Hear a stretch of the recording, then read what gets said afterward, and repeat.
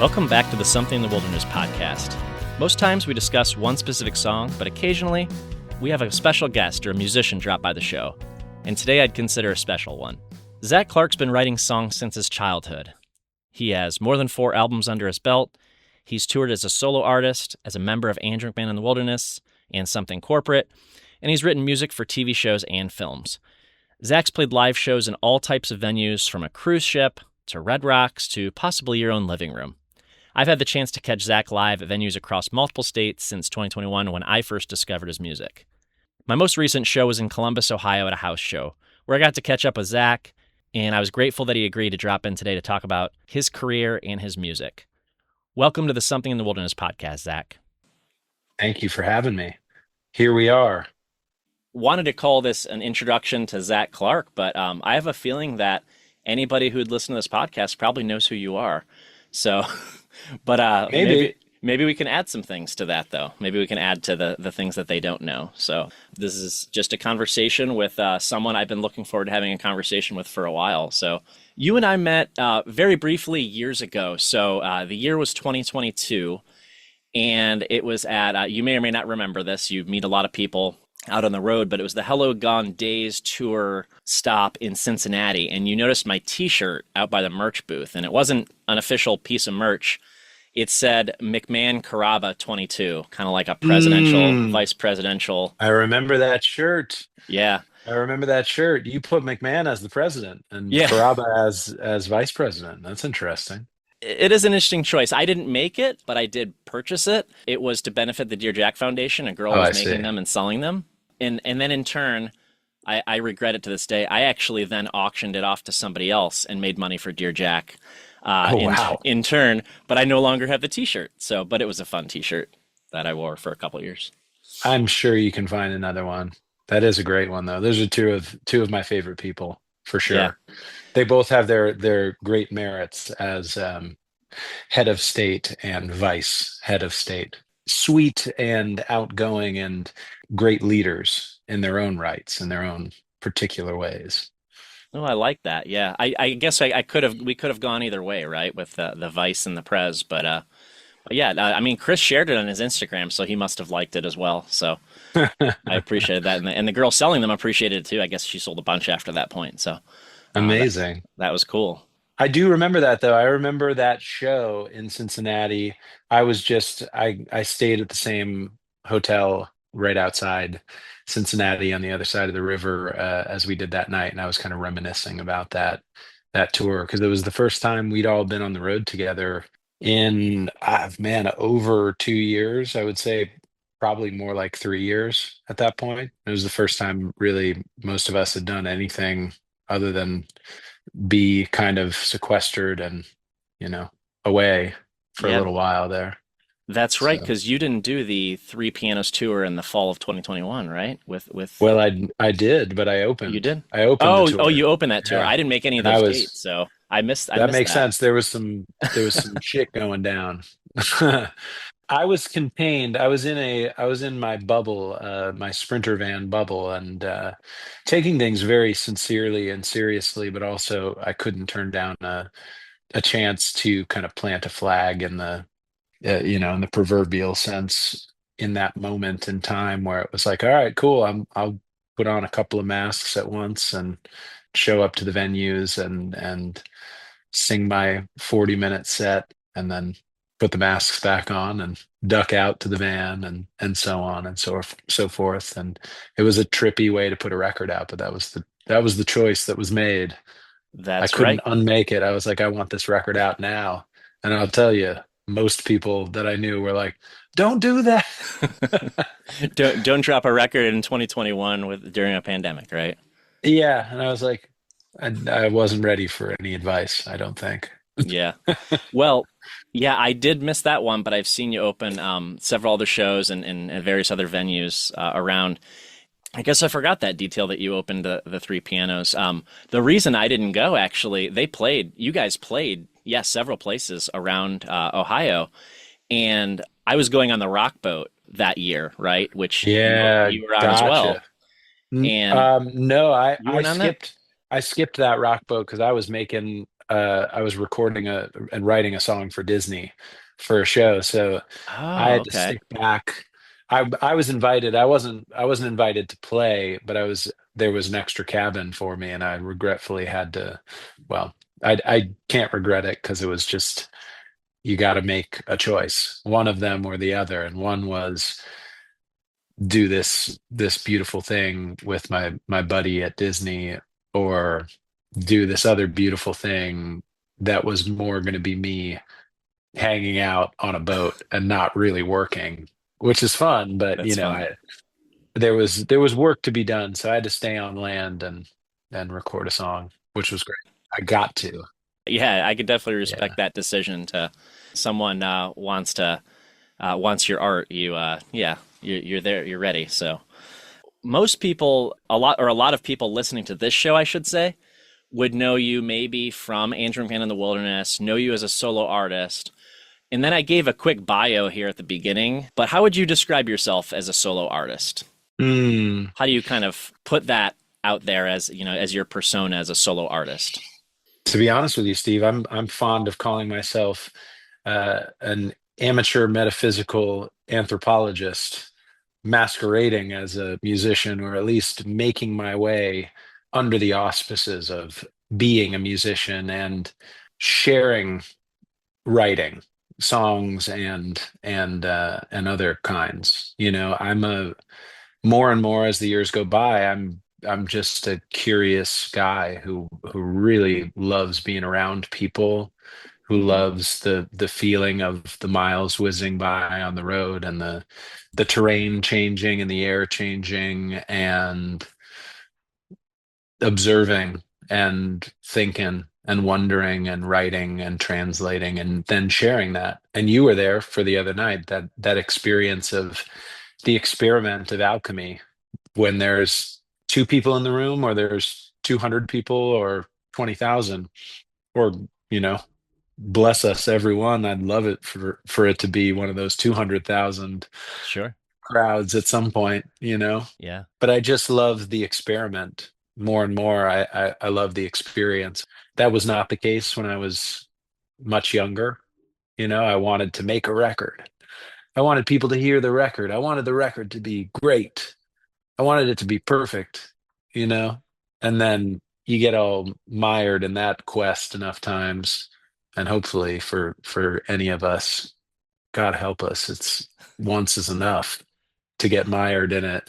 And you Yeah. start to realize, oh wait, it's more of a research project. It's more of a connection project and a Hmm. communication, travel writing. I you know.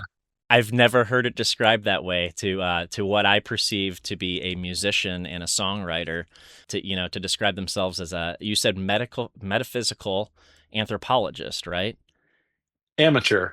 An amateur. Okay, that makes all Yeah, the difference, right? I'm unaccredited, and amateur being, etymologically, from the French and maybe Latin. I'm not sure what the origin is there, but it means you love it. The origin of my anthropological interest is out of love. It's not a professional interest. It's here, you know.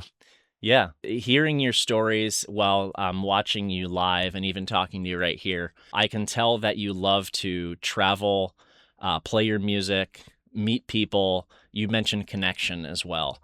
And I think that's a big part of what you do that I don't want to say is different from other artists. I think there's a lot of artists that are finding great ways to connect. But I think that's a really important part of what you do is build that connection with others. Can you talk more about that? Well, yeah, I mean, I tell people all the time that I'm the son of a cable manufacturer, and I can't help but just kind of chuckle that I think almost of an image of my dad, like in the delivery room with a doctor going, Mr. and Mrs. Clark, congratulations, it's a cable, you know. Because that's it. I've got a dear friend named Juliet Graham, who's a wonderful author and editor, and just all around beautiful spirit and creative force, who I'm not sure if this is her line. I'm not gonna put it on her any which way. I know that it is a part of her latest published novel. I've just loved it.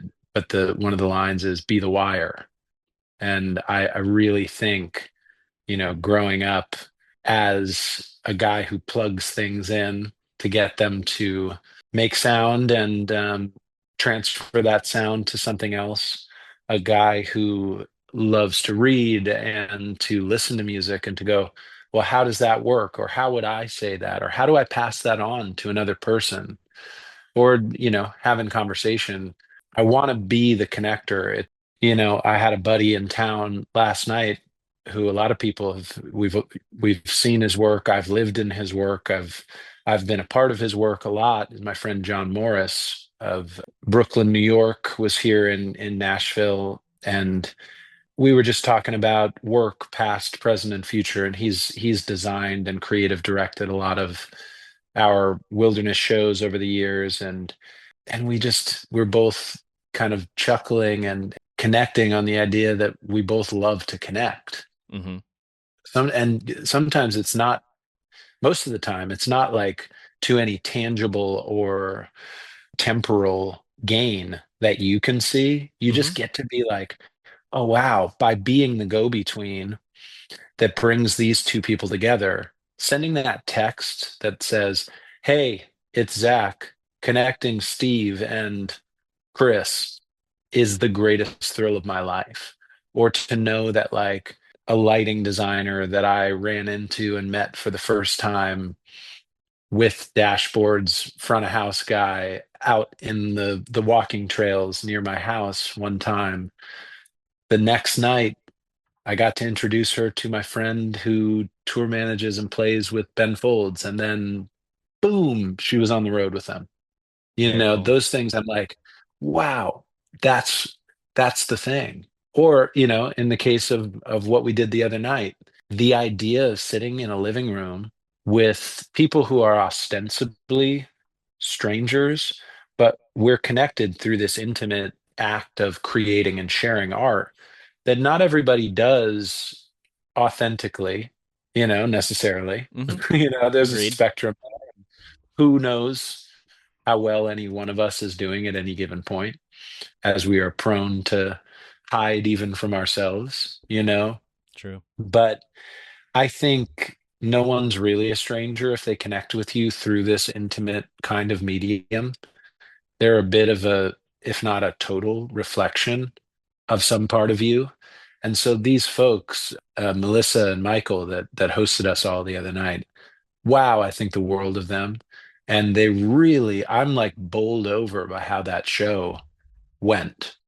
And it's less of a show and more of like a magic trick that we all did together, or a psychedelic trip.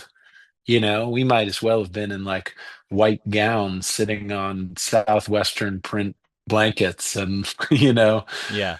it was so funny. It was so cool. It was like devastatingly beautiful a couple of times to have those moments where, like, there were tears and open kind of declarations of loss and pain and ache from people who were there with us. And it was just like, wow, man, what is holier, what is stranger, what is more wonderful than Yeah. that, you know I'm really glad you brought that up again because I definitely wanted to talk about this house show idea and that being a great example because, you and I were both in the same room the other night.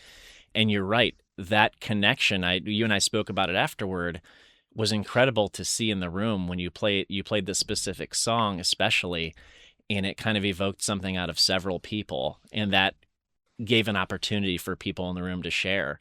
And I was describing this, not that exact moment, but I was describing overall what we experienced the other night. And I was saying, and I really simplified it because it was in a group chat, with a few friends that are, all music fans. And they're like, what was that like? And I said, well, it was more like a bunch of people getting together and just having a nice time. And Zach was one of those people, and he played us some music in the middle of it. So it was kind of Mm, like, yes, that was the focus. That's what brought us together. That was the connector, if you will. But it was also more than that. It was also a gathering of people looking to connect through music. And I thought that was something really special. I had never met Melissa and Michael before in my life, but she put out a message to other, fans in our circles and said, "Hey, I'm going to bring Zac Clark to town, and we're going to, have a little get together and listen to him play." And the people who showed up, all of us who showed up, some of us knew each other and some of us didn't, but I think it was a bonding experience for all of us. Yeah, man, I know it was a bonding experience for all of us. Like it's that word, this word, that we've trampled to absolute linguistic death literally applies Hmm. literally in this case. We literally had a bonding experience. I We agree. we physically in a room together, we bonded, and the medium maybe, or the glue could be the music, or the like active agent in the chemical reaction might have Yeah. been the music. It's the medicine, you know? Hmm. It's really cool too to hear you say that was like, thank you for A, talking about it Hmm. here, but Sure. also in a group text afterwards. And it's cool to think of you saying that it felt like that it felt, if I can paraphrase you accurately, but not totally, that like that it was less like a show and more like we were all hanging out and I was singing some songs and I was Hmm. there. And I think you could say that, and there's like a part of me that wants to be cool in the way that I feel like I was encouraged to think was cool growing up. That's like the like MTV video and a record and a big stage and a ticket that you bought at the record store box office. Hmm. Like, I'm very much dating myself because some people might watch this and be like, what the fuck is a record store, let Yeah. alone a No, I box remember. office? I remember getting that waiting in line for Strawberries, tickets. baby. At Tower Records or Harmony House. It was in Detroit area where I grew up. So Wow, that's cool. Well, that LD, that lighting designer I was just talking about, so I believe her house show series that she has hosted over the years is called Harmony House, and she's from up in Michigan as well. that makes So sense. Throwback to the '90s, '80s and '90s there.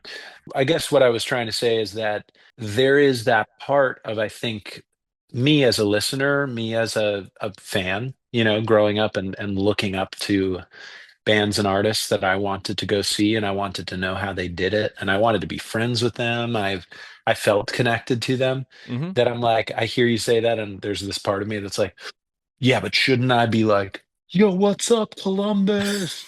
How the fuck you doing, Cleveland? And yet I think about, one of my favorite singers and songwriters and musicians and all around beings, Theo Katzman, one of my dearest friends. We were texting the other day. We were sending some little like voice memos back and forth from the tail end of his European tour that he was just on. And I don't know if you're a fan of Theo yet. If you're not, you should be. I'm not familiar. Oh my God, man. He's the realest of the real deal. Okay. And his songwriting, his poetry, his heart, his spirit, it's so deep, so real, and just a sweet guy, just one of my favorite people on earth. And I've seen him with a bunch of different configurations of a absolutely disgustingly great live band. Hmm. He's a founding member of the band Wolfpack, in addition to being an astonishing solo artist, Michigan based over the Okay. years. But he is a rock star and he's capable of that. And I don't want to speak for him or like speak out of turn, but I thought it was so profound. We talk a lot, he and I, about actually showing up and revealing ourselves in our Hmm. art or in the show format, and not hiding from ourselves, and giving people, I think the gift of really connecting with a group of people is not to be like, I hope you like my songs, though I do, or I hope the songs are good, or I hope I sing well, though I do. Hmm. The real deal is, can I challenge myself to be myself? The scariest thing that there is that you can do, really, to the extent that by being myself, by doing that, walking that tightrope, then I can accomplish it and encourage and inspire you to do it yourself. And so anyway, there was this moment where we talked about like that idea of not hiding. And he Hmm. was like, I feel like I'm not hiding on this tour. And I don't mean like the kind of hiding where you're kind of like Yeah. really shying away, but the kind of hiding that sometimes doesn't look like hiding. It looks like, yo, what is up? Are you ready to party? You know, that's hiding too. There's Hmm. something underneath that that's getting kind of a veil of carnival barker thrown over it? Maybe more of a stage persona, building more of a stage persona versus just being your authentic self out on stage. Yeah, and you know what? Can we ever get all the way down to business? Is there ever like the core, or do you just keep ripping layers off and ripping layers off? I don't know, and Yeah. I'm not the one to say. Neither Right. of us are, but I just think it was cool to hear you kind of position the show that way because doing this version of touring it like pits me with other versions of me that are like, dude, shouldn't you be playing to the big club? Or like, are you doing it right? Or are you doing it normally? I'm like, Hmm. what's right and what's normal? It feels so good when it Yeah. works. When we're all in it together, it's like nothing else, nothing I could imagine, you know? Yeah. I was first introduced to the concept of house shows, or, on a music cruise, it's a cabin show sometimes, which I was Hmm. able to enjoy with you as well on this last holiday from Real. And, just back in 2021 on that first rock boat that I went on. And I had never heard of anything like that before. And I'm really glad I've been introduced to the world of it since, because I've been able to enjoy a handful of house shows at different homes since then. And it is a really special experience. And it is a nice get together of passionate music fans, and you just get a different feel than not to say I love concerts. I love going out to clubs and theaters and things like that as well. I'm going to keep doing that forever as long as I can. But there's just something a little different about this concept of house shows, and I like how you've described how some of this is coming from what you said the other night, but how you describe to people how you walk into someone's home that you may or may not know at that moment, and you connect with them, and then and it's comfortable. Somehow it's comfortable. It becomes comfortable for everybody, and it becomes this really special thing. I think that's such a really cool idea that artists like yourself are doing, and changing the landscape at least a little bit, at least to the point where there's other options, right? We have these, you as an artist have other options, and we as fans, as music fans, have other options. And I will say, it does feel a little more intimate, right? At those smaller venues or house shows, to be in a space with a smaller group of people where we can just have these conversations, and you interact with people, and it did feel very real. It felt like sitting with you rather than just like you're the person on the stage, which again, no knock at that, because I like that too. Yeah, yeah. It was more like sitting with you while you were playing. That was cool. Yeah, and there's this, I think something that's really, really fascinating to me and more integral to the way I'm looking at the world and what I want to figure out and what I want to contribute to as a person in the world is lately this idea of how we all act when we're together in public, where our social contract currently is sitting. I can't quite get a handle on it. The Hmm. second I think I've got it figured out, someone takes a FaceTime phone call on speakerphone in the middle of a quiet coffee shop where they're one of like five tables and everyone's super quiet, and then they're like, oh my god, yes, let's talk about it, let's go over Q2, let's get in, bro. And I'm like, oh my god. Or like you'll be at a show and someone will be watching a TikTok while the show's going on, and it's like there's something, I think, in the show situation, like when it is up on the stage, front facing one way towards the crowd, and there is a crowd and there is an artist or performing artist, if you will. Hmm. I think there is a world where artists, I love that Phoebe Bridgers is drawing a harder line than I've seen drawn before in the music world. You've seen it a lot in comedy, but to see her throw the no phones idea out there Mm-hmm.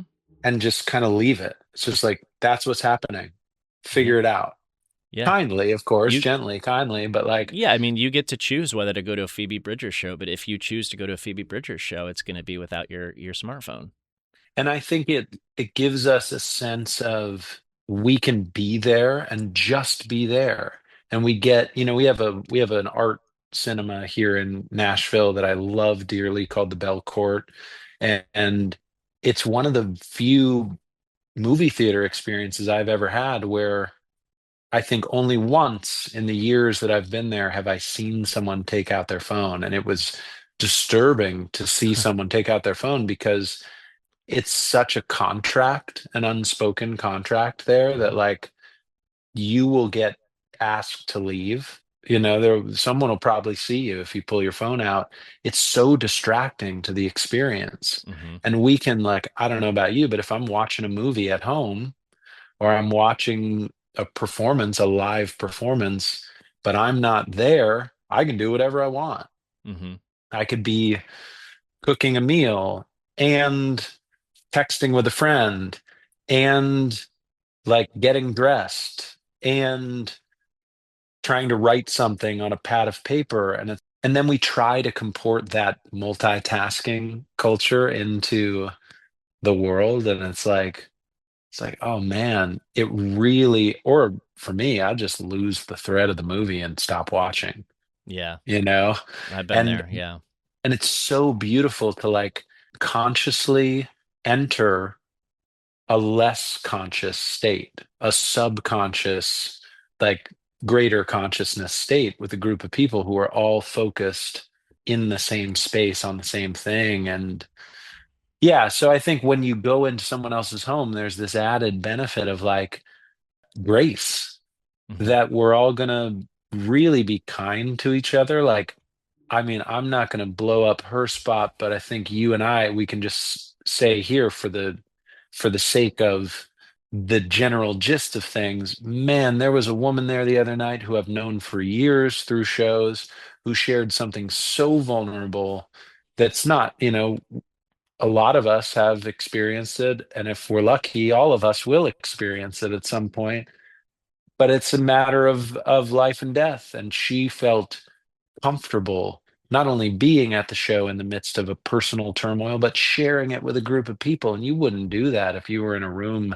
No. and people were like tick-tocking and absent-mindedly staring off into space. We created a force, we created an energetic experience that we were in that like you feel comfortable or you Mhm. don't Yeah. you know and that to me then we're beyond song that's why I say when it's like well what kind of artist am I'm an amateur metaphysical anthropologist who loves to travel and make that I'm in search of true connection. I'm in search of true understanding of how to get deeper into what it is to be with other Yeah. people who are willing to do that dive I love you that. know You said earlier on that you may have thought differently, had this different perception when you were growing up, when you were maybe before you were a traveling musician, before you were a metaphysical anthropologist, amateur metaphysical anthropologist.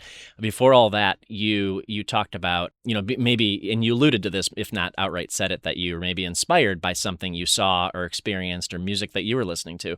So what was it when you were young that inspired you, that kind of got you to that place where you wanted to become this singer, songwriter, musician, world traveler sort of thing? Well, I mean, the cool thing for me is that there was, I don't know if we're around the same age, but like, man, those last few years of the 80s and the 90s, there wasn't a lot of access. There Hmm. wasn't broadband anything. Yeah. The first time it ever got close to good was like the tiniest little couple of frames per second video of 10 seconds of Blink 182 playing a clip of one of their songs from a record that was in progress and wasn't out yet. Otherwise, it was like it was just songs. It was just records. And for me, it was records that had been made 20 years before, 10 years before. And I was Hmm. obsessed. I was in, I was totally gone. It was over instantly. Before I could talk, I wouldn't go to sleep without music on. And there were particular records. There were a couple of Dan Fogelberg records that were in the household. My mom was really into Dan, played Dan kind of on headphones on her stomach when I was in utero. And I was so into that music. It was so in me. And I had a tape recorder, a little Play School or Fisher Price tape recorder. I'm not sure which brand, but if you showed me a picture of it, I'd be like, that's the one. That's the one. And at first it was one deck and I could it had a microphone connected and I could record. And then at some point someone had the absolute, you know, misfortune or ridiculous idea to give me one with two decks. And these are just, you know, it's really just for recording a tape to another tape. Yeah. Early accidental physical media or tech giants providing consumers with easy means of piracy. Hmm. Oops. Yep. But also I found it to be a really fun way to go, wow, it's cool if I sing with myself. And then my mom had friends who sang songs and they played little coffee shops around near us. And I remember they heard my stuff and they were like, yeah, it doesn't seem like you're ever really singing any harmonies. Do you know what a harmony is? I was like, I'm sure I've heard it before. Like, you mean like Dan Fogelberg, you know? And they were Hmm. like, yeah, just you don't have to sing the same thing when you're singing over yourself. And then I was like, then I was off to the races. But Wow. I guess all that to say, like when I was young, yeah, there was access. You could probably find some music videos or concert videos and be like, whoa, I love the trappings of this live music or touring phenomenon or like whatever this seems to mean. But for me, really luckily, in a lot of ways, it was just the song. And I just wanted to share the song. And I was singing, I sang like, sang along with Richard Marx tapes and Dan Fogelberg tapes in front of my kindergarten classes. Wow. And Early. yeah, I sang for like the whole school of three or 400 kids at lunch assembly one time when I was probably 5 or 6 and 7, and the tape got eaten. That was an incredible, early, Hmm. unforgettable moment where the I started singing and that shit just went. The unmistakable sound of a magnetic tape just crinkling and crunching, and then all of a sudden there I am just standing there in front of 500 people. Oh, if you're of a certain age, yeah, you remember that, and it might even be triggering for some people to think of that sound. Well, and I had dinner with a woman in the last couple of years, so I'll never forget her saying, "I'm every age I've ever been." And I'm every age I've ever been. You are whether you like it or not, or whether you've ever Hmm. considered it or not. And in that sense, every song I sing everywhere is every song I've ever sung everywhere. You know? Hmm. Every time I sing a song, I'm that 5-year-old, 6-year-old kid who's like, let me at him. Can I please sing in front of everybody? And then I get up there and I go, oh my God, I've asked to be here. And oh my God, what do I do? You know? Yeah. I mean, I know what to do, but still I am that kid. Yeah, you're You still know? that same person that had those thoughts and those feelings and those Absolutely. fears and that excitement as well, though. Totally. When you eventually started recording music, I think your first album, if I'm remembering correctly, was about 2012. Is that correct? 2014, maybe? I can't Well, remember. that's the first one out That that's we can still find. available. Yeah. Okay. Yeah, I mean, I put an EP out in '06 Oh, that wow. is called Ellipsis. I believe that's when we put it out with my buddy Mike Poorman at the helm, producing Hmm. and recording and engineering and mixing. And I was 18 when we put that out, probably 17 or so when I met Mike and started recording those songs. And my first record, Young Volcanoes, which didn't come out until I think we were passing out copies of it and sending it around as early as 2010, 2011, but it didn't officially come out till 2012-ish. And that was right around when I joined Andrew's band. But man, I've been putting records out and like making tapes and foisting them upon various unwitting segments of the increasing community around me since I was five. Yeah, Honestly, I was like dubbing tapes, making handmade artwork, and selling them to my family at parties. And nice. they were like, "Here he comes again. Here he comes again. We got to buy another Hustler." tape. Yep.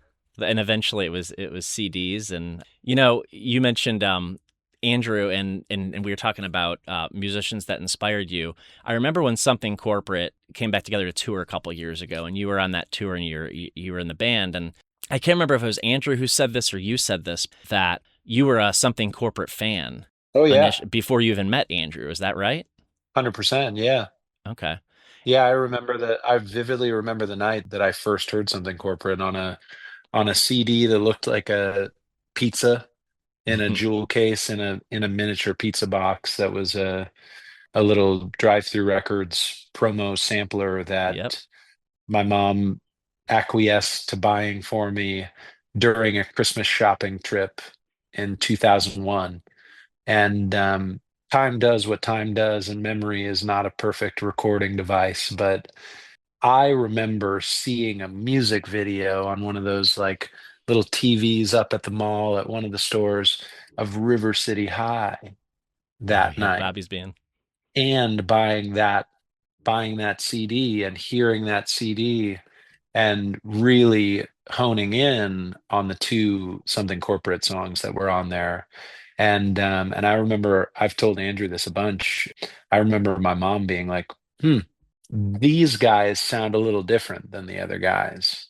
You Hmm. know, there's something here Interesting. that's not quite this like loud, raucous punk rock, post-punk, pop punk thing." And I was a piano player, you know, I was a piano player who loved pop songs and I mean pop songs like the form, not the radio necessarily, but just like Okay. catchy melodic pop format Sure. songwriting and I loved it and I had a hunch. I think, you know, there was a hunch there that was like, man, how can I learn more from these people? Or like, how do I become buds with these guys? Or I feel like we're doing a similar thing, you Yeah. know? How did it become that? How did you get to the point where you're playing with these guys that you admired? Was that along the same time as releasing Young Volcanoes then?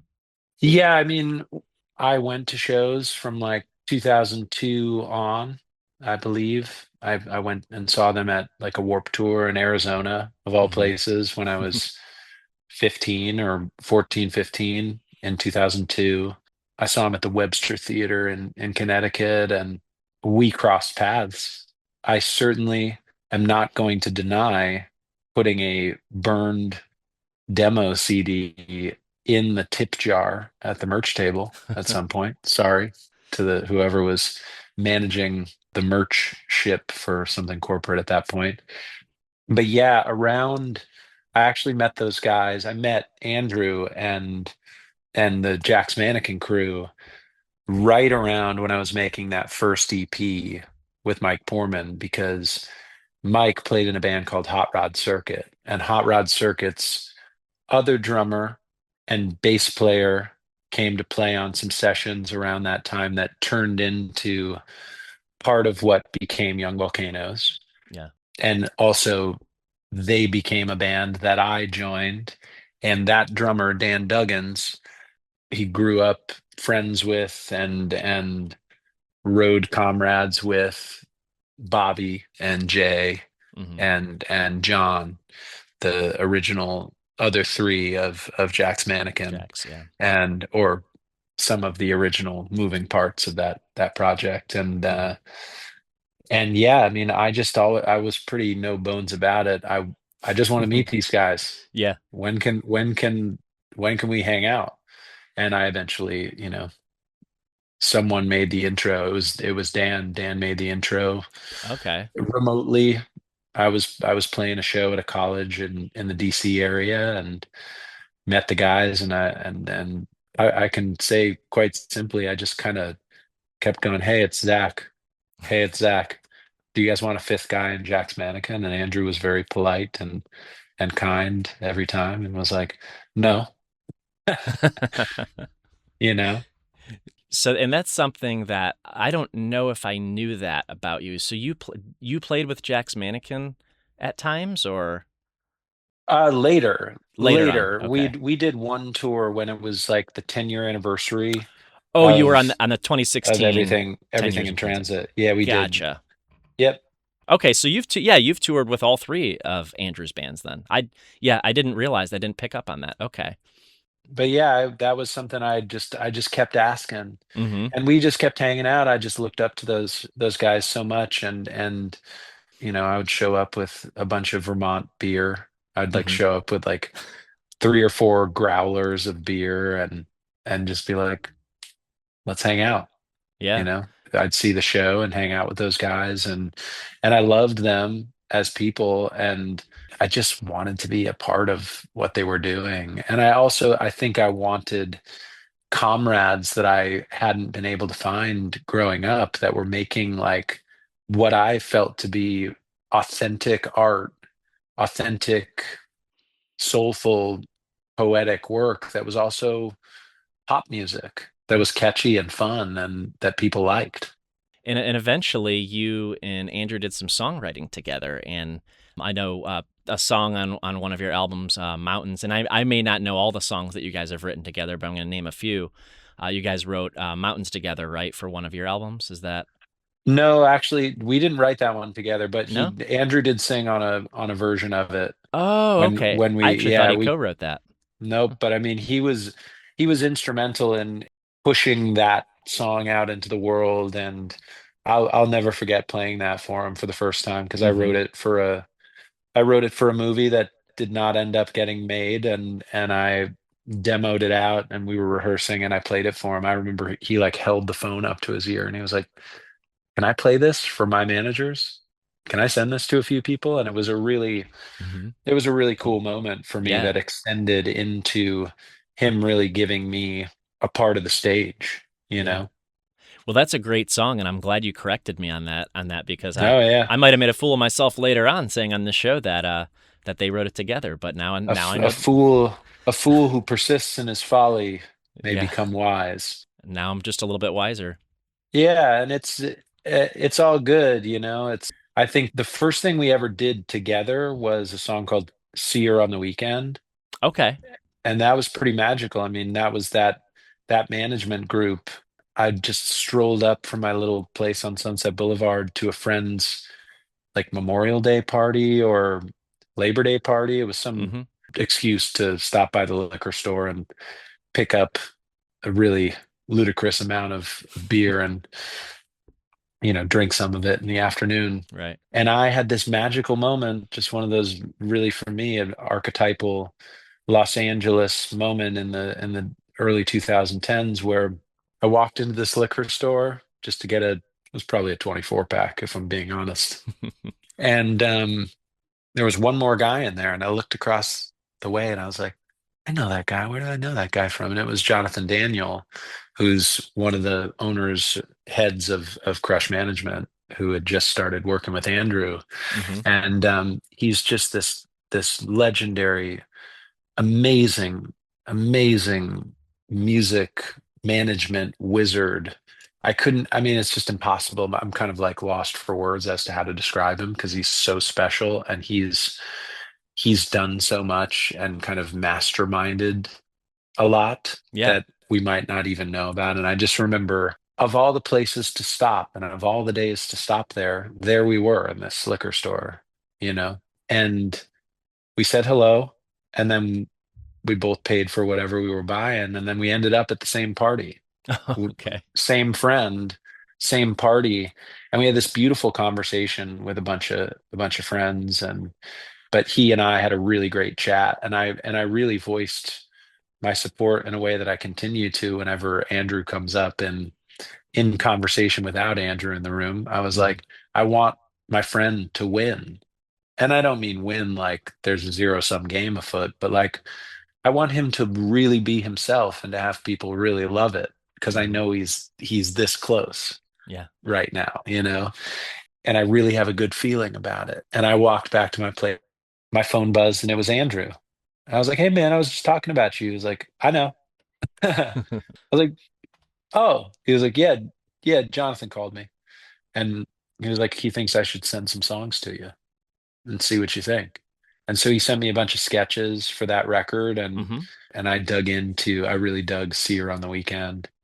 There was a moment I remember there were a lot of songs floating around in that time that some which we worked on, some he hit me up and was like, "Where do you think this one could go?" And some of them I tried something for, and some of them I was like, "I don't know." And then Mhm. someone else knew where to go with it, Yeah. usually Andrew himself, you know? Okay. Looking at other albums, Island Radio, you helped write that one. Is that Yeah, right? that one we wrote from the ground up with Yeah. a wonderful guy named Jake Sinclair at Jake's Place Okay. in LA. And that was pretty, I think it was pretty late in the game for that record, Zombies on Broadway, and a really trippy time. It was, a few years on and a really trippy time for all of us. And yeah, we started that. That was a classic, like notebooks out. Do we have a drum part? Do we have a tempo? What are we feeling? What's life like for each of us? How do we want to talk about what's going on with us Sure. today? And that's where it went, Yeah. you know? Yeah, we dug into that song just a couple months ago, my friend Andrew Ware and I on this show. So it was a fun Do I exploration. know Andrew Ware? That name sounds very familiar. I bet you do. If yeah, Yeah. when you've played in certainly Nashville, he goes Yeah, to I the know he Andrew he for makes it to the sure. Nashville shows, yeah. And Cool. St. I bet he goes to the St. Louis shows as well. So yeah, Hell yeah. you've interacted with him for sure. What'd you find out about the song when you dug in? What'd you get? It was a great exploration of Andrew's and apparently you're exploring the idea of being out somewhere and maybe trying to get your way back home is the way that we interpreted it. So you're maybe sometimes that's where you belong, and maybe sometimes you need to get back home for a bit. That's kind of where our conversation went a little bit, and I know there was more, but that's in a nutshell. But it was a fun exploration of kind of a different, what I would call a unique song in Andrew's catalog.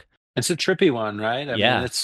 I'm not sure if he'd worked with him before, but that was a song that I want to say it might have been the first time him and Tommy English had worked together on a song. And they put that one up. Like we did a demo of the song when we wrote it. And I remember he went in and did some writing and some recording with Tommy, who then later did the record with our just absolute dear friend, amazing, amazing guy and artist and producer and player and writer, Jeremy Hatcher. Hmm. They did the record Tilt at the Wind No More. Yeah. But at that time, we were all like, we loved that Bournes record that Tommy and Garrett had done. And I remember getting a text. I'm pretty sure, and again, memory being what memory is, which is to say, it's a little closer to the tape that's going crunch when you're trying to sing to the auditorium full of your 5-year-old peers than it is a perfect hard drive. I remember pretty vividly, we had maybe played one of our Red Rock shows, like a one-off. Hmm. And I remember being on the runway about to take off. And I don't think it was pretty like rare, crazy occurrence when it was like, congratulations, you can go on the internet on your flight. Or else it was like, you want to pay $20? And I was like, hell no, I don't want No. to pay $20 for anything. Right.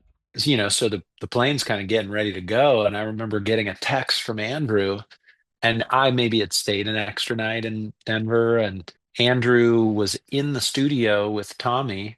He texted me, he's like, "Hey, we're in the studio. We don't have a second verse." Because, I'm sure I'm not the first person to mention this to you.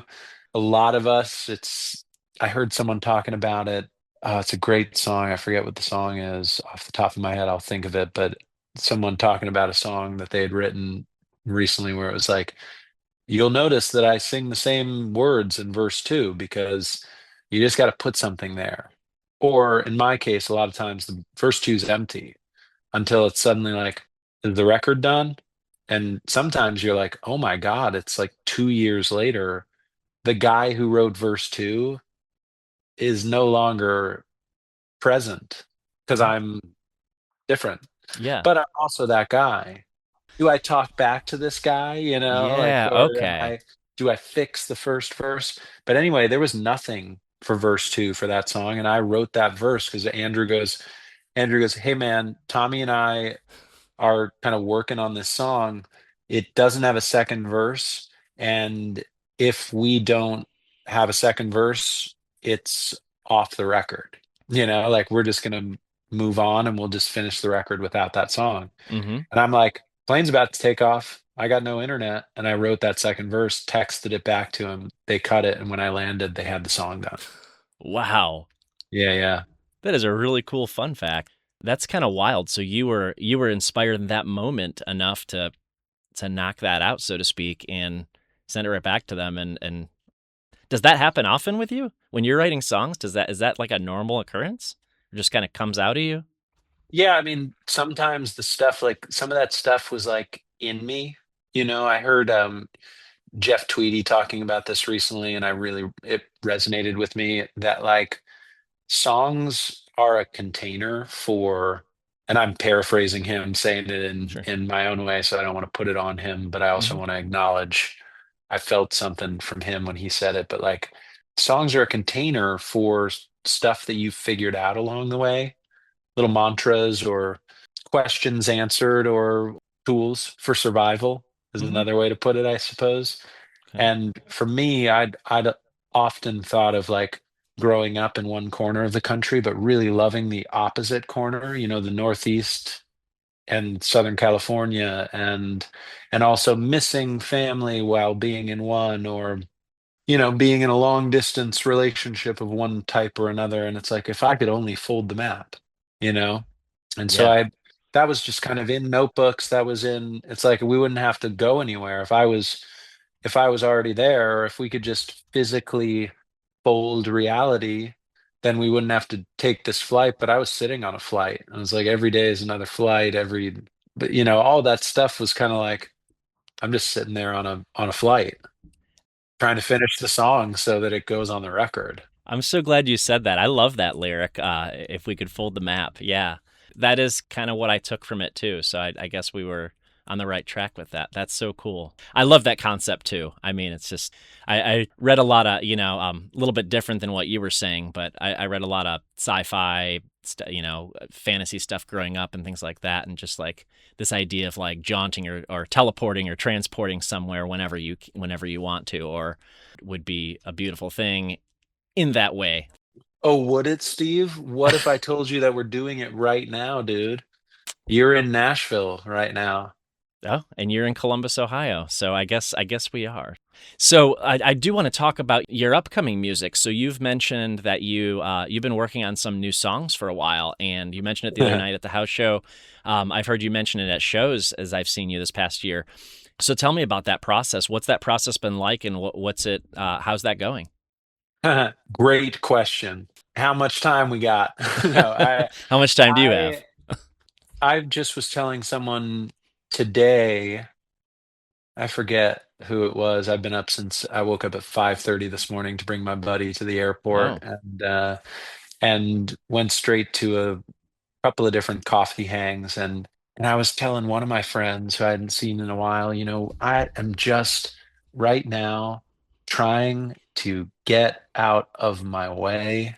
Like the record is pushing on the door and I'm standing there like, "Oh no, I don't know. I'm not sure."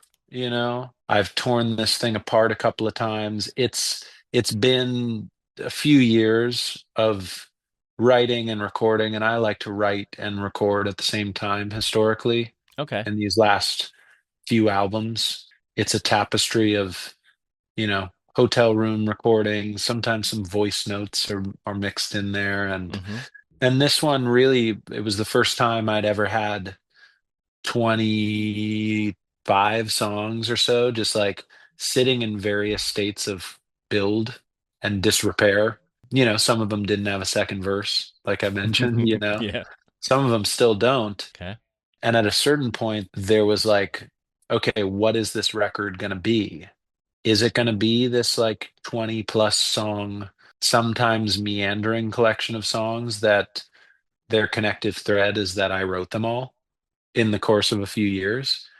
Or is there a story in these 20 songs? Is there an arc? Mm, And so in the last couple of years, I've found that arc, but man, it's really been I think this is a darker record than any I've ever allowed myself to make, okay. but it's also a lighter record. It's also a more honest record than I've ever allowed myself to make, and that makes it heavier to hold and scarier to give. And all of my protective selves come out and they're like, I don't know, man. I don't know if you should show them that, you know? But Wow. they're even protective enough that they don't want me to know that they're saying it like that. So there's even more elaborate ways where it's like, well, I don't know if it sounds good enough yet. Why don't you try it again? Yeah. Turn this up, turn that down, freak out about this aspect of it. Right. It's just been a long process, and but I'm really, really proud of it because in what I've just said to you, therein lies the actual thing I'm really trying to do here, which is reveal. Mm-hmm. You know, there's this poet that I love named David White, Mm-hmm. who I don't know if you're familiar. David is I'm just, not. No. oh man, lucky you to get to discover him, and I hope you do. Okay. He's so beautiful, and man, I was just hearing him recite one of his poems recently. I love to listen to him just in a daily sense, or if I'm doing something and I need an Irish voice speaking in my AirPod while I'm moving or driving or whatever. But I heard him recite this poem, Revelation must be terrible. And that's the thing. It must be true revelation has to kind of like, not that it has to hurt, Yeah. but it has to be this record is a live wire. This record is like, you know, the part that makes the whole thing buzz when you accidentally hit the side in that game Operation that we used to play when we were kids. It was like, Yeah. See, you're out, you yeah. know? It has to be that for it to be worth it for me now. And that sounds a little ridiculous. It sounds a little over the top, but that doesn't mean I don't love Hey Ya, you know? Right. I don't love to dance and actually there's another record there sitting next to this one that's a little bit more of the like, you know, there's like kind of a sexy reggaeton song that I wrote with Abby from Dashboard Confessional. Okay. That's half in Spanish. And it's like, and Abby Kelly, right? yeah, Bleach Bath is the name Yeah. of her project. Yeah. Oh, I love her music. And there's a rejected theme song for a Disney show that I love. That's a big pop song. And there's a batch of songs that are not quite as like rip my heart open and Yeah. see what's in there for me, Yeah. for me to Yeah. figure out. And this batch, it's been quite an endeavor. And yet at the same time, I'll be honest with you, it's also just quite silly because it's just sounds. It's just music. It's just songs.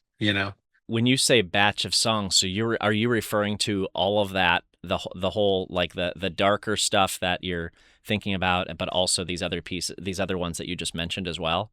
So there's more than an album's worth. There's may Oh yeah, yeah. I would say there's a second record here Yeah. that who knows what'll happen with that one, but this Mhm. one, the current record, which there's no more to be done with it. It just needs to be mastered.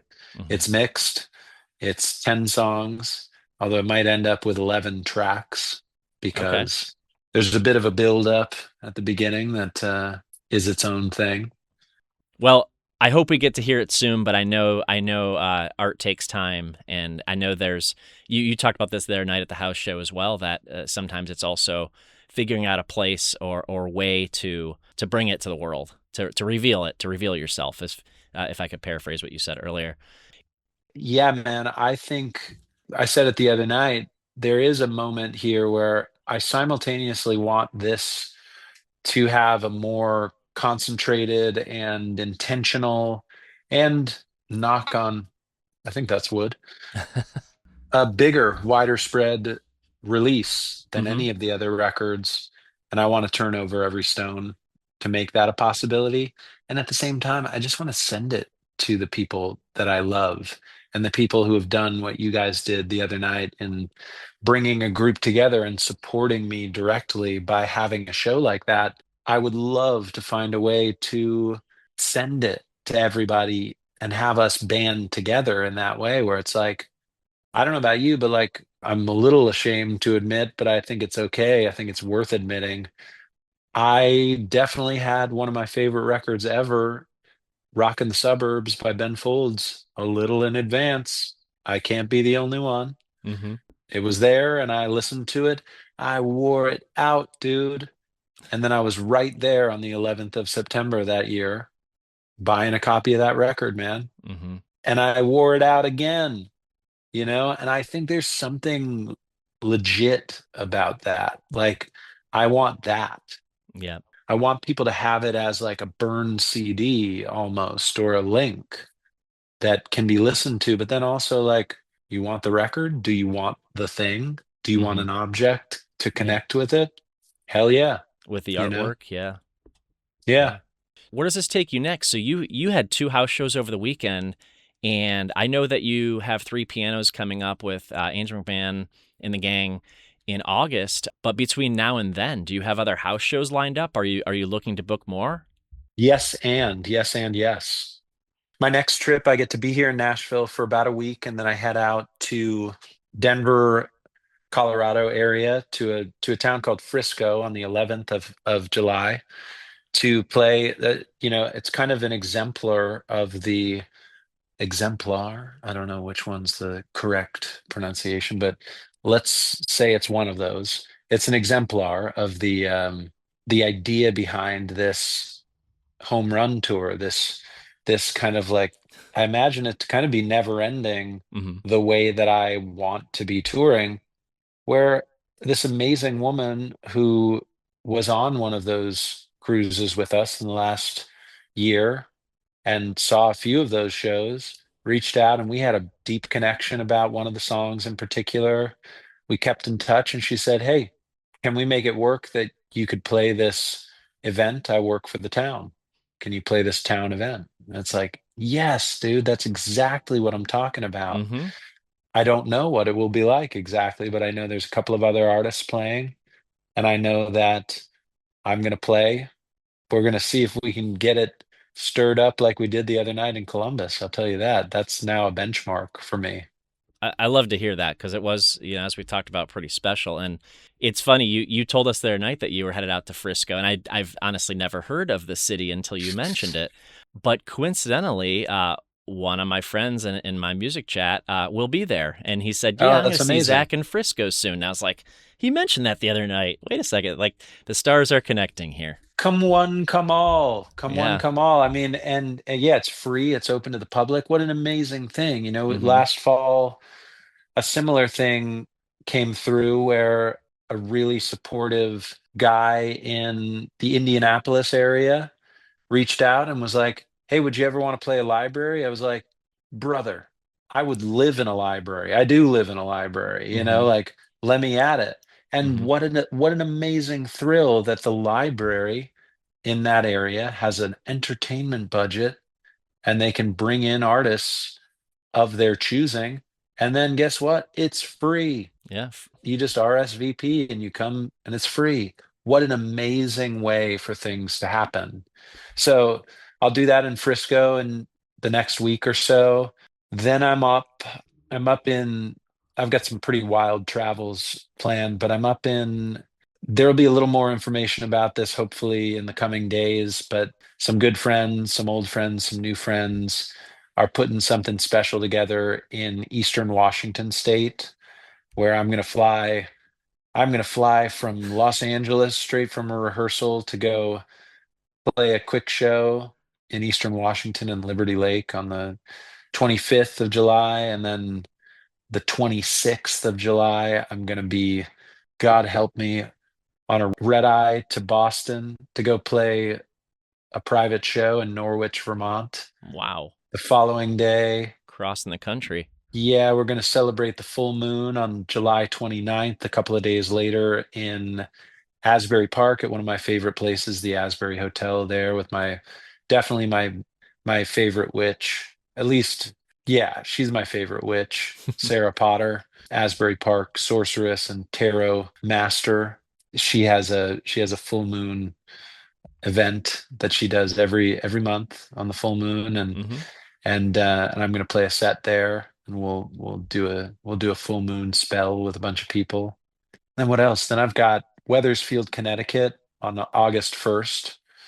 I'll play with Andrew in Columbus again at Pelotonia before that. Oh, right. July 31st. That's right.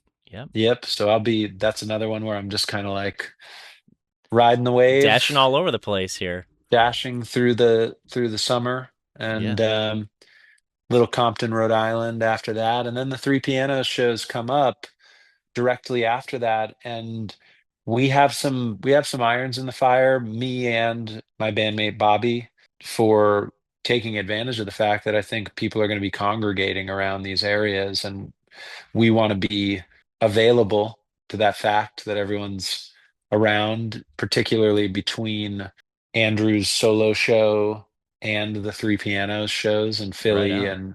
and Chicago. So I would say keep an eye out. And also, if you're listening to this, depending on when it comes out, hit me up if there's something you want to do on one of those days in Chicago, particularly. I think we've got something. Again, I think that's wood. It's something like that. I'm knocking on it either way. That I think we've got something going on for that day before Philadelphia.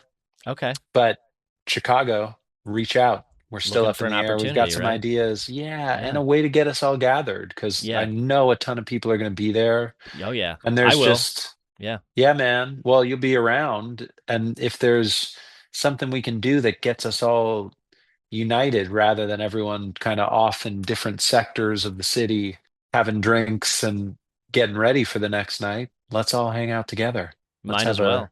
yeah, I agree. So I'll second that. If anybody listening has something they want to do, reach out to Zach and please invite the rest of us because I'd love to be in the room for that for sure. So absolutely, absolutely. But yeah, these things, man, I'm so thrilled to get to do it. I'm so thrilled you were there for it. And I love the timing of us getting to talk about all this because it really is, yeah, it's such a juicy way for this all to be going right now. It feels really, really revelatory in every sense of that word and that notion. I just feel there's nowhere to hide, and there's nowhere to kind of be, again, I'll call it back to that conversation with my buddy Theo Katzman, where it's like, there's the kind of hiding you do that's like, oh no, don't look at me.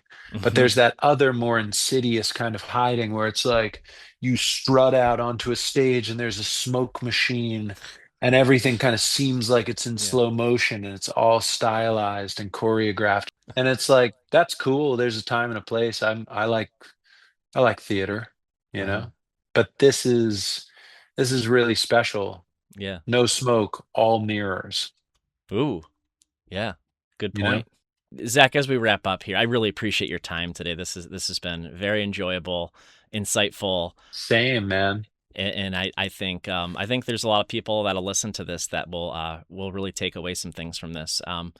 It's as I said at that maybe at the top, I can't remember if I said this or not, but I thought of this as a get to know Zac Clark. Maybe I'll call it a get to know Zac Clark a little bit better. We went a little deeper, and I like that today. When you think back about the hour conversation we've just had, what is something that you hope that listeners take away from about your story, your career, or what you're doing as an artist? Great question. I think what I really hope that people can take away from, or that I can give to people through sharing whatever I can of my journey and my story, is I say it to friends all the time because I'm still friends with these people who I've met this way. Call the people, or like find a way to speak to the people whose art you like, who you want to learn from. Ask them, be nice, be cool, or actually don't try to be cool. Don't try.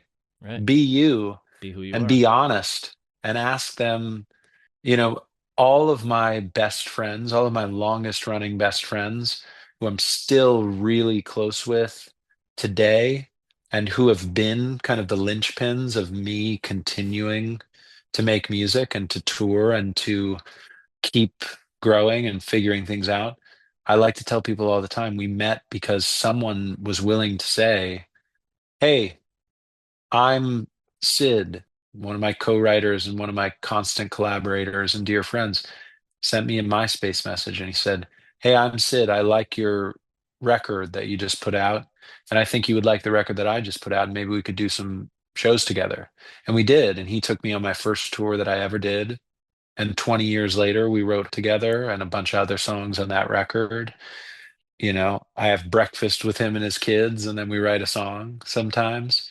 And that record that he sent me a note about, I made it with Mike Porman after Mike Porman sent me a note on MySpace and said, "Hey, I'm Mike Porman from that band you already really love by coincidence. And I'm opening a studio 8 miles from where you grew up. If you ever want to make some music, let me know." And so I just think reach out, do the potentially awkward thing, take the risk. We're in this world where, like, this screen that we're looking into, it's got infinite possibility, but it also, like, it's its designers are desperate to smooth all the edges and make the Hmm. experience frictionless. And I said it the other night when we were in the midst of the show. I think when I go, "Oh man, I'm going to Google something," I notice myself going, "Why do I want to Google it?" Oh, it's because I don't want to sound like an idiot asking someone who's right in front of me the answer to that question. I'm eating a soup with hominy in it, and I'm like, "It's hominy." And I'm embarrassed to not know that. And the chef is right there. I can see the window, Right. but I'm embarrassed to ask. And I think we're given these tools that are beautiful and they can do such amazing things, but we have to be willing to do the things that are embarrassing that they offer us the opportunity to not do and to avoid. And then we're going to connect. And I think, yeah, I hope people recognize, if nothing else, I hope my songs and the way that I'm running around the world, or hopefully, wandering consciously and slowly enough not to injure myself or others. I hope people get a reminder that they should say hello to people that they find to be their heroes and treat them like human beings, because there are people who are our heroes that are just like as devastated by doubt as any of us might be. And everything's relative, and cool people, sweet people, real people love cool people and sweet people and real people. And It's true. it doesn't matter what you've done and where you've been. Yeah, I just think so much would be solved if we showed up authentically and willing to open ourselves up to each other, and things weren't code greetings with code responses. Hmm. We've kind of paved the way for, robots to do a lot of things better than human beings, but we don't have to do it that way. I'm glad that I took the chance, that I took the risk and reached out to you, Zach, because this was great. And I really appreciate you opening up to me and to others through this audio podcast. So thanks so much for joining me today. I really appreciate your time. Thanks for having me, Steve. Appreciate you, Yeah. and I appreciate this whole community that brought us together. So I look forward to sharing new music and seeing a bunch of you out there, and I'll see you for sure very soon. I'm certain of it. I think you will. Yeah, I think you'll see me in one of those cities you mentioned. So, Gorgeous. Well, we'll keep in touch, brother. yeah, Keep me in the loop. I'll talk to you sure. later. Yeah, thanks so much, Zach. You have a great night, and we'll see you soon. Peace.